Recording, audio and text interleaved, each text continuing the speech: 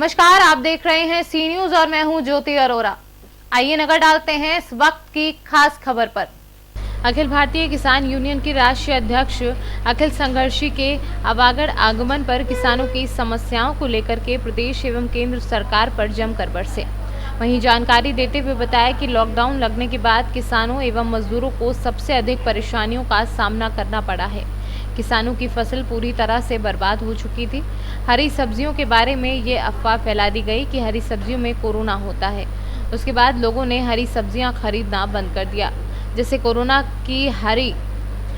किसानों की हरी सब्जियां लौकी, तरोई, भिंडी, करेला, शायद सभी सब्जियां रोड पर फेंकने के लिए किसान मजबूर हो गए।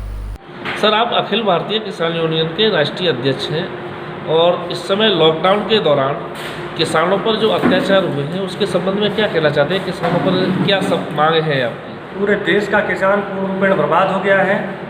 देश की सरकारें जो काम कर रही हैं, जो काम उन्हें करना चाहिए था कायदे में किसान मजदूर के लिए, और सरकारों का ध्यान केंद्रित है केवल देश के पूंजीपति उद्योगपतियों के लिए। सरकार जब तक किसान मजदूर के लिए काम नहीं करेगी, इस लॉकडाउन में ये साबित हो गया कि हिंदुस्तान का कोई भी उपभोक्ता किसी भी शोरूम पर कार खरीदने नहीं गया, कोई भी उपभोक्ता बस मोटरसाइकिल खरीदने नहीं गया। केवल आदमी अगर खरीदने के लिए निकला तो अनाज, राशन, कच्चा सब्जी, फल इत्यादि जो किसान ने डायरेक्टली दिया। आपदा के समय में ये साबित हो गया कि हिंदुस्तान नहीं पूरे संसार को चलाने में किसान मजदूर की अहम भूमिका है। उसके बावजूद भी सरकारों का ध्यान किसानों की तरफ नहीं है। किसान के सारे उत्पादों में आज की स्थिति ये हुई है, चूँकि मजदूर के पास पैसा नहीं था और कुछ पूंजीपतियों ने इसमें भी ऐसा कर दिया, संदेश गलत सलत चला दिया सोशल मीडिया के माध्यम से कि कोरोना हरी सब्जियों से हो रहा है। जो किसान हरी सब्जी का उत्पादक था, लौकी, तोरई, भिंडी, टमाटर इत्यादि का किसान पूर्ण रूप में बर्बाद हो गया। उससे ग्राहक नहीं मिला और जो ग्राहक मिला उसने पैसा नहीं दिया।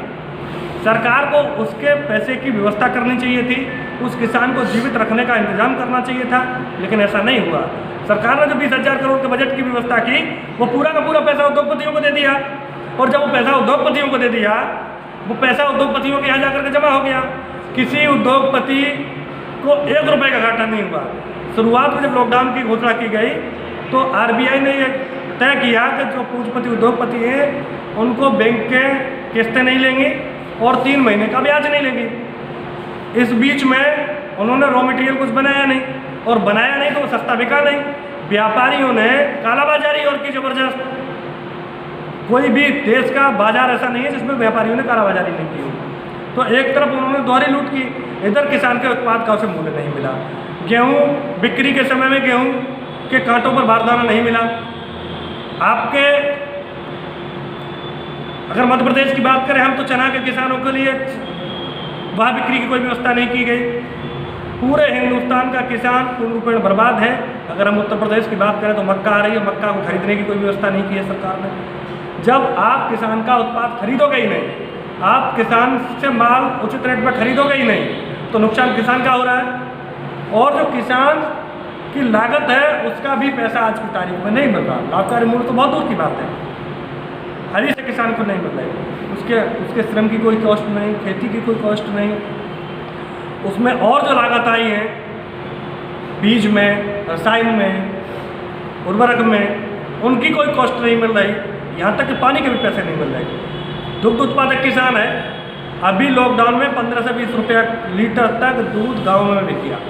अब जो किसान का दूध बिका है वो बिक गया 15 से 20 रुपये लीटर। और जो दूध की कंपनियां हैं, किसी के दूध का क्या रेट कम हुआ है, उनकी दोहरी इनकम हो गई। एक तो उन्होंने रॉ मटेरियल सस्ते में खरीद लिया और अपना प्रोडक्ट वो उसी रेट में बेच रहा है पुराने में, और महंगा करके और बेच रहा है। लेकिन सरकार उन्हीं को सब्सिडी देने का काम कर रही है। तो ज़रूरत यह है कि किसान मजदूर संगठित हो, और सरकार को इसके लिए चेता है कि ये देश किसान मजदूर पर निर्भर है, और किसान मजदूर के लिए जब तक नीतियाँ नहीं बनेंगी तब तक देश का उद्धार नहीं हो सकता। चौधरी चरण सिंह कहते थे कि देश की खुशहाली का रास्ता खेत और खलिहान से होकर के निकलता है। ये सरकार को तय करना पड़ेगा, मानना पड़ेगा, सरकार को करना पड़ेगा। अगर सरकार ऐसा नहीं करेगी तो किसान अतिशीघ्र संगठित होकर के आंदोलन के लिए बाध्य होंगे, जिसकी जैसा जिम्मेदारी सरकार की। अब आपकी मांग क्या है किसानों के लिए, प्रमुख मांग क्या है? किसान का एक मुफ्त कर्जा माफ़ किया जाए, उससे कर्जा मुक्त किया जाए। दूसरा, उसके उत्पाद का लाभकारी मूल्य तय किया जाए। अगर उसे उचित दाम नहीं मिलेगा उत्पाद का तो आने वाले समय में पुनः कर्जदार हो जाएगा। सरकारें बनती बिगड़ती हैं किसान के कर्जा माफ़ी के नाम पर। हम चाहते हैं कि किसान कर्जा मुक्त हो और उसे उसकी उपज का लाभकारी मूल्य मिले, उचित मूल्य मिले, तब उसकी बात करें। एटा से सी न्यूज़ संवाददाता राघवेंद्र अग्रिया की रिपोर्ट। इस वक्त की खास खबर में बस इतना ही। देश और दुनिया की तमाम बड़ी खबरों के लिए आप देखते रहिए सी न्यूज़।